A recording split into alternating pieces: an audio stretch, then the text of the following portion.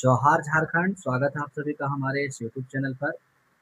और आज हम Jharkhand TET CDP top 30 MCQ करने वाले हैं। तो जितना ज़्यादा हो सके वीडियो को लाइक सब्सक्राइब शेयर करना ना भूलें। और चलिए शुरू करते हैं। आज का जो हमारा पहला सवाल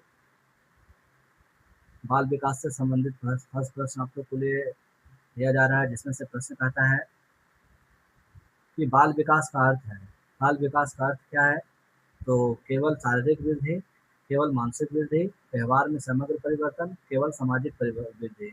तो इस प्रश्न का जो सही आंसर होगा ऑप्शन नंबर सी के साथ चला जाएगा। व्यवहार में समग्र परिवर्तन बाल विकास का अर्थ होता है। ऑप्शन नंबर सी इसका राइट आंसर हो जाएगा। अगले प्रश्न की ओर चलते हैं, जहाँ पे हमारा प्रश्न संख्या 2 कहता है कि पियाजे के अनुसार, इसके अनुसार पियाजे के अनुसार संज्ञानात्मक विकास की कितनी अवस्थाएं हैं? तो पियाजे के अनुसार संज्ञानात्मक विकास की 4 अवस्थाएं होती है। ऑप्शन नंबर सी के साथ चले जाएंगे तो सी इसका राइट आंसर हो जाएगा। वहीं प्रश्न संख्या 3 कहता है कि निकटस्थ विकास क्षेत्र जीपीडी की अवधारणा किसने दी? तो जीपीडी की अवधारणा किसके द्वारा दी गई थी? तो ये दी गई थी किसके द्वारा मेरे प्यारे बच्चों? तो इसका correct answer option number B के साथ चला जाएगा। लेव वाइगोत्स्की के द्वारा दिया गया था। ऑप्शन नंबर बी इसका राइट आंसर हो जाएगा। 4 नंबर प्रश्न की ओर चलते हैं, और साथ ही जितना ज़्यादा हो सके वीडियो को लाइक सब्सक्राइब शेयर करते चले जाएंगे। सीखने में प्रेरणा का मुख्य कार्य है। सीखने में प्रेरणा का मुख्य कार्य क्या होता है मेरे प्यारे बच्चों? तो सीखने में प्रेरणा का मुख्य कार्य होता है व्यवहार को दिशा देना, जो कि ऑप्शन नंबर बी के साथ चला जाएगा।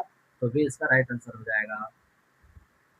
5 नंबर प्रश्न की ओर चलते हैं, जहाँ पे हमारा प्रश्न कहता है कि थॉर्नडाइक का अधिगम सिद्धांत है। थॉर्नडाइक का अधिगम सिद्धांत है तो कौन सा हो जाएगा? तो 5 का correct answer option number C के साथ चले जाएंगे। प्रयास एवं भूल के सिद्धांत पर उन्होंने परीक्षण किया था। ऑप्शन नंबर सी इसका राइट आंसर होगा। 6 नंबर प्रश्न की ओर पहुंच चुके हैं, जहाँ पे हमारा प्रश्न कहता है कि बालक का सामाजिकरण सबसे पहले कहाँ से शुरू होता है? बालक का सामाजिकरण सबसे पहले कहाँ से शुरू होता है? तो इस प्रश्न का जो करेक्ट आंसर होगा ऑप्शन नंबर किसके साथ चला जाएगा? ऑप्शन नंबर इसका राइट आंसर ऑप्शन नंबर चला जाएगा बी के साथ चला जाएगा, परिवार। बालक का सामाजिकरण परिवार से शुरू होता है, तो ऑप्शन नंबर बी इसका राइट आंसर हो जाएगा। 7 नंबर प्रश्न की ओर चलते हैं, जहाँ पे हमारा प्रश्न कहता है कि कोहलबर्ग का सिद्धांत किससे संबंधित है? तो कोहलबर्ग का सिद्धांत किससे संबंधित है? तो इसका जो करेक्ट आंसर होगा ऑप्शन नंबर चला जाएगा ऑप्शन नंबर बी के साथ, नैतिक विकास। कोहलबर्ग ने का सिद्धांत संबंधित है, नैतिक विकास से संबंधित है। ऑप्शन नंबर बी इसका राइट आंसर होगा। 8 नंबर प्रश्न कहता है कि करके सीखना का सिद्धांत किसने दिया? करके सीखने का सिद्धांत किसके द्वारा दिया गया था? तो यह सिद्धांत दिया गया था जॉन डोई के द्वारा। ऑप्शन नंबर ए के साथ चले जाएंगे, ए इसका राइट आंसर होगा। 9 नंबर प्रश्न की ओर पहुंच चुके हैं, और 9 नंबर प्रश्न कहता है कि व्यक्तिगत भिन्नता का अर्थ है।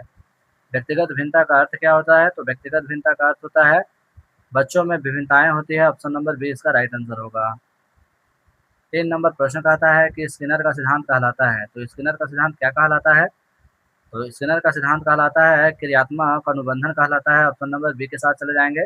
समय कम लेते हुए सारे प्रश्नों को फटाफट करना है और कंप्लीट दिस क्वेश्चन को सोल्व करना है। तो 11 नंबर प्रश्न कहता है कि समावेशी शिक्षा का उद्देश्य है। समावेशी शिक्षा का उद्देश्य क्या होता है? तो इसका उद्देश्य होता है सभी बच्चों को साथ पढ़ाना, यानी कि सभी बच्चों को साथ में पढ़ाना। ऑप्शन नंबर ए इसका राइट आंसर होगा। 12 नंबर प्रश्न कहता है कि बुद्धि लब्धि यानी कि आईक्यू का संबंध किससे है? तो आईक्यू का संबंध किससे होता है? तो ये संबंध होता है बुद्धि मापन से, जो कि ऑप्शन नंबर ए के साथ चले जाएंगे। 13 नंबर प्रश्न कहता है कि विकास का कौन सा सिद्धांत सही है? विकास का कौन सा सिद्धांत सही है? तो इसका करेक्ट आंसर होगा ऑप्शन नंबर बी के साथ, विकास सतत प्रक्रिया है। ऑप्शन नंबर बी इसका राइट आंसर हो जाएगा। 14 नंबर प्रश्न कहता है कि अंतर्दृष्टि सिद्धांत किसने प्रतिपादित किया? अंतर्दृष्टि सिद्धांत किसने प्रतिपादित किया, किसके द्वारा? तो ये कोहलबर्ग के द्वारा। ऑप्शन नंबर बी के साथ चले जाएंगे, बी इसका राइट आंसर होगा।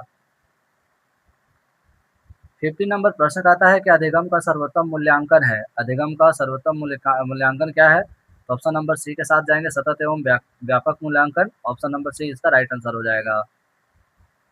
60 नंबर प्रश्न कहता है कि वंशानुक्रम में और वातावरण, वंशानुक्रम और वातावरण क्या है? तो विकास को प्रभावित नहीं करते हैं, केवल अनुवंशानुक्रम प्रभाव डालता है, केवल वातावरण प्रभाव डालता है, दोनों विकास को प्रभावित करते हैं। तो इसका जो करेक्ट आंसर होगा वो चला जाएगा ऑप्शन नंबर डी के साथ, दोनों विकास को प्रभावित करते हैं।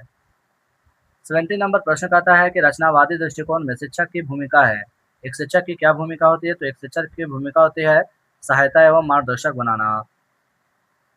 80 नंबर प्रश्न कहता है कि अधिगम का स्थानांतरण क्या है? अधिगम का स्थानांतरण क्या है? तो अधिगम का स्थानांतरण क्या कहलाता है? तो वो कहलाता है पूर्व ज्ञान का नए कार्यों में उपयोग। ऑप्शन नंबर सी के साथ चले जाएंगे। 19 नंबर प्रश्न कहता है कि प्रतिभाशाली बालकों की एक विशेषता है। तो प्रतिभाशाली बालकों की क्या विशेषता होती है? तो उसकी एक विशेषता होती है क्या? तीव्र सीखने की क्षमता, जो कि ऑप्शन नंबर सी के साथ चले जाएंगे। 20 नंबर प्रश्न कहता है कि पियाजे के अनुसार औपचारिक सक्रियात्मक अवस्था किस आयु में शुरू होती है? तो ये किस आयु की अवस्था में शुरू होती है? तो ये शुरू होती है 11 वर्ष के बाद होती है। 11 वर्ष के बाद की अवस्था को हम लोग किशोरावस्था कहते हैं। किशोरावस्था का काल क्या होता है? तो 12 से 18 वर्ष किशोरावस्था का काल माना जाता है।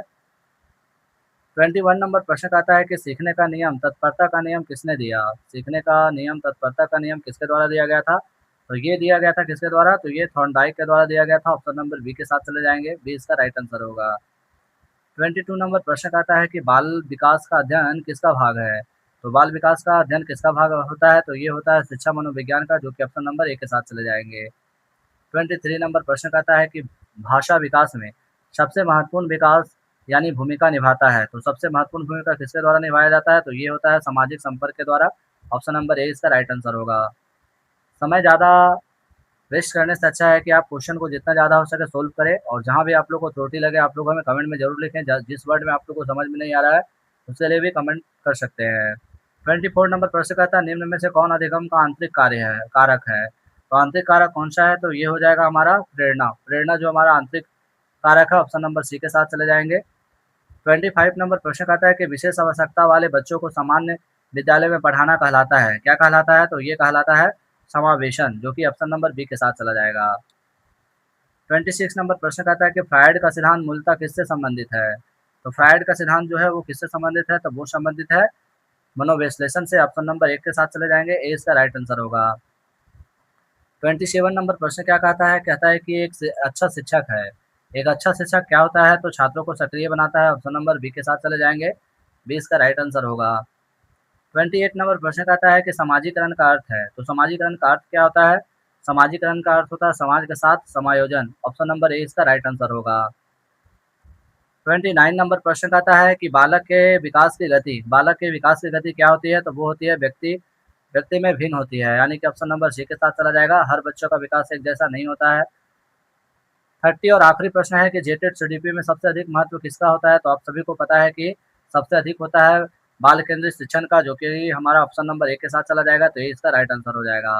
उम्मीद करते हैं कि वीडियो आप लोग को अच्छा लगा होगा, और जितना ज़्यादा हो सके वीडियो को लाइक सब्सक्राइब शेयर करना ना भूले।